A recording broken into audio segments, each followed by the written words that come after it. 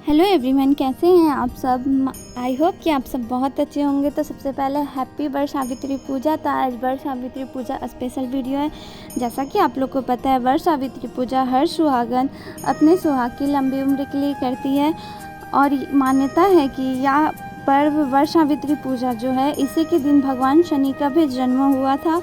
और वर सावित्री पूजा ज्येष्ठ माह के अमावस्या तिथि को मनाया जाता है। हर सुहागन को यह व्रत जरूर करना चाहिए, यह पूजा जरूर करना चाहिए, क्योंकि इससे उसके पति की आयु लंबी हो जाती है, उसके सुहाग की आयु लंबी हो जाती है।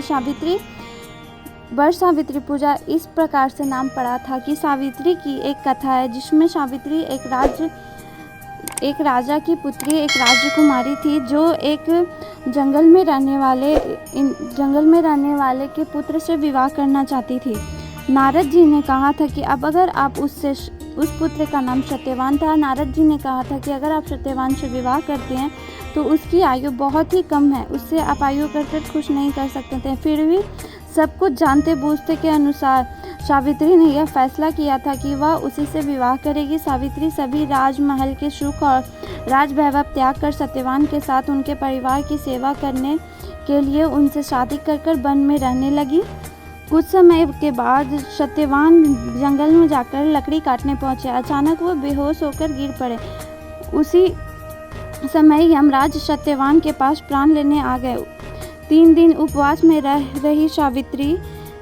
रही सावित्री को पता चला कि क्या होने वाला है, इसलिए बिना विकल हुए वे यमराज से सत्यवान के प्राण लेने वहां पहुंच गए।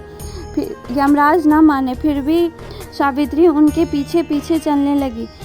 यमराज उनके 3 दिन के उपवास के बाद खुश होकर बोले, मैं तुम्हें 3 वरदान दे सकता हूँ, मांगो तुम्हें वह 3 वरदान क्या क्या चाहिए।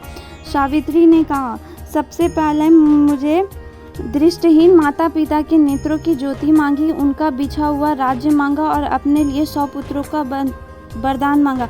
तथास्तु करने के बाद यमराज समझ गए कि सावित्री के पति को साथ ले जाना अब संभव नहीं है, इसलिए उन्हें सावित्री को अखंड सौभाग्यवती का आशीर्वाद दिया गया। सत्यवान को छोड़कर वहां से अंतर्धान हो गए। उस समय सावित्री अपने पति को लेकर वट वृक्ष के नीचे बैठी हुई थी, इसलिए इस दिन महिलाएं अपने परिवार और जीवन साथी की दीर्घायु का कामना करते हुए वट पूजा का भोग अर्पण करती है, उस पर धागा लपेटकर पूजा करती है। तो आई होप कि आप लोग को ये कहानी बहुत अच्छी लगी होगी, इसलिए वीडियो को लाइक ज़रूर करें। Bye guys.